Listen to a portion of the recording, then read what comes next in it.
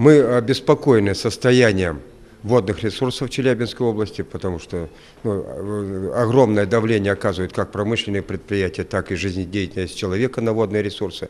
Рекомендации, принятые сегодня на комитете, это прежде всего усилить контроль за использованием водных ресурсов, усилить контроль за размещением свалок, отходов промышленных производств, отходов сельхозпроизводителей.